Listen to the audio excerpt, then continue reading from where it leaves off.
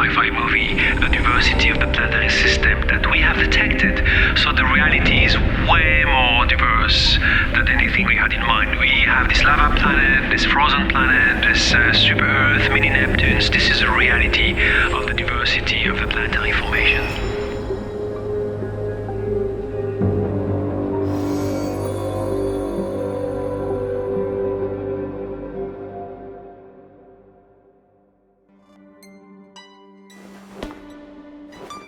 In the 90s, for the very first time, we demonstrated, using a new technique, that there are planets orbiting other stars.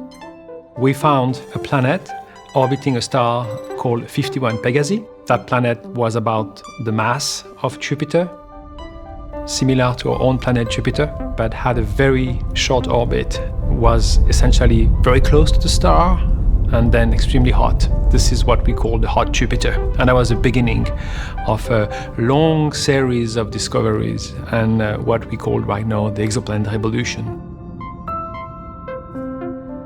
My name is Didier Queloz. I'm professor of physics at Cambridge University and ETH Zurich.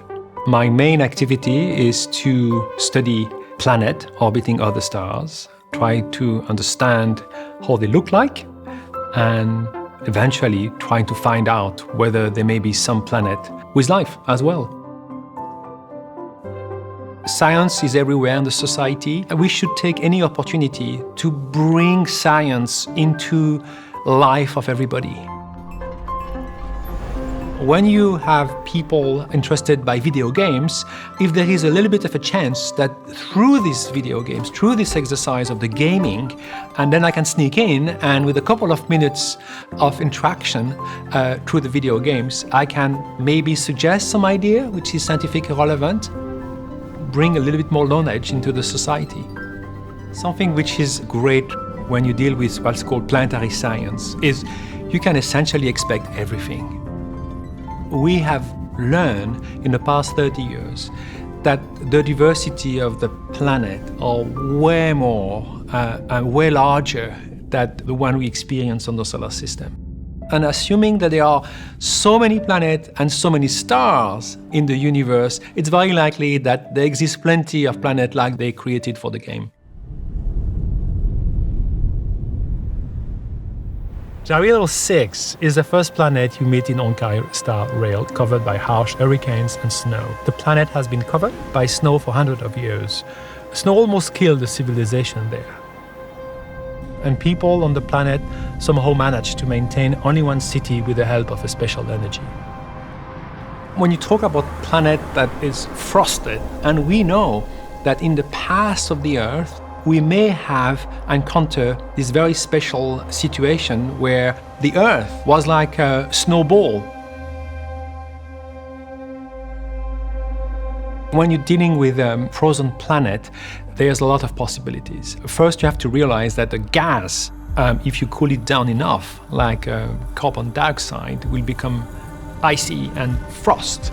So it's easy to consider a planet that will be seen as a gaseous planet. I mean, cooling down enough and looking very, very icy. Now, it depends also of the amount of water you have on the planet and whether you have a big oceans and whether you want to create a kind of an ice crust from this water. Or you don't have water at all, but you build up this kind of icy structure for all the tiny gas that is transformed in a solid because it's very cold.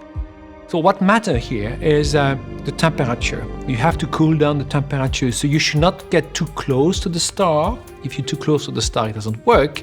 But you also have to be careful about the structure of the atmosphere of the planet.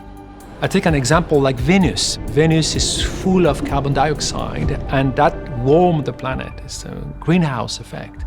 Well, if you remove this, and you can bring gas that is cooling the planet as well, and that happened on Earth, and the Earth had way more carbon dioxide in the past because of the rise of life and a lot of production of oxygen. That was one of the big effects called the Great Oxygenation Event. The whole atmosphere of Earth has been transformed, and at that time the temperature equilibrium was dramatically changed, and the Earth became what we call a snowball. So it was exactly the kind of icy planet you will encounter in the game, and that was a result of a dramatic change of the nature of the atmosphere of that planet. So you see there's so much possibilities you can play with. It depends really on the chemistry of the planet, on the structure of the planet, and then of course of the amount of energy which is radiating on the planet by the star. So what has happened in the last 30 years is we have been exposed to a diversity of planetary systems that no one would have imagined. When you have a rocky planet, depending where the planet is sitting on its orbit, you have a different scenario on the surface of the planet. Take the Earth, bring it closer to the Sun, you're going to end up with one face of the Earth extremely hot, so hot that you would melt the continent. So you end up with what we call a lava planet.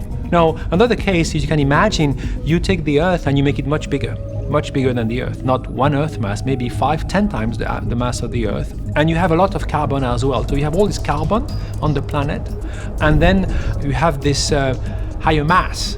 Higher mass means pressure. The more mass you have, more pressure you have on the planet.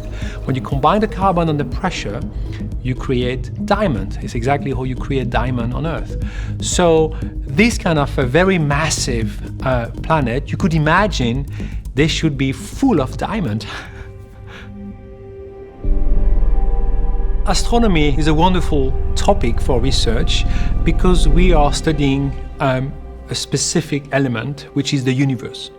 And for us, astrophysicists, universe is our lab. And that's a wonderful lab because that's a lab that has so much possibilities, way more than any lab you can imagine on Earth. For example, you can see through the time, depending how far you look at. You look back in time.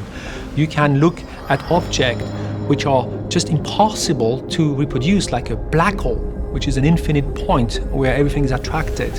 We can look at objects that are extremely hot, at a temperature you will never think about it. You can look at energy event which is unique, like a supernova, again and again and again. So you are looking at what's called the extreme boundary of the physics, the coolest, the biggest, the smallest, anything you can get into the universe. And that's wonderful.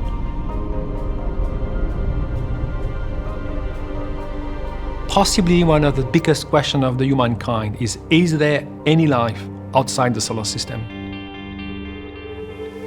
Fermi paradox was half a joke when Enrico Fermi said, well, if there is plenty of life in the universe, so why don't we see it? And actually the question is very profound in its meaning. It implied that life has to develop and to be able to travel between stars and galaxies. Maybe we are not able to see it. So if there is no life traveling between galaxies, it means that maybe there is a possibility that when life develops the capability to do it, it just stops. Just looking at the thermonuclear weapon we have on Earth right now, we have not the capability to travel between stars, but are we going to survive until we are reaching that stage? And that is what is behind really the Fermi paradox.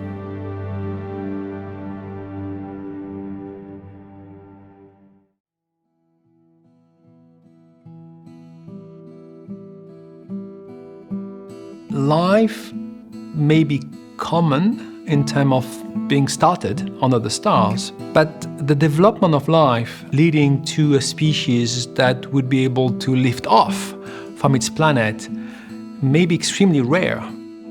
And think about our stories. Without these big asteroids falling on Earth, maybe this planet would be still populated by dinosaurs. And whether the dinosaur could have been evolving and go to the moon is not sure. Maybe it's very rare. Maybe we are the only life entity with the awareness of the knowledge of the universe in this galaxy. So it's also something to think about it and maybe to cherish our situation, our extreme situation, our responsibility on that matter. So I think this Fermi paradox is interesting in terms of philosophical sense because it asks the question of the meaning of our civilizations and the destiny of our civilizations. At the same time, it demonstrates how beautiful is our destiny to be able to ask the question already. So whether we will one day get the answer, I don't know. I tend to be optimistic and to be a believer to the kindness of humankind, but we still have to face serious challenging as a global entity because we have only one place to live. It's this planet, nowhere else. And we should really, as a global populations, better learn how to address it together, to use it wisely if one day we want to have any hope of our species to travel to other stars. Come with me, take the journey.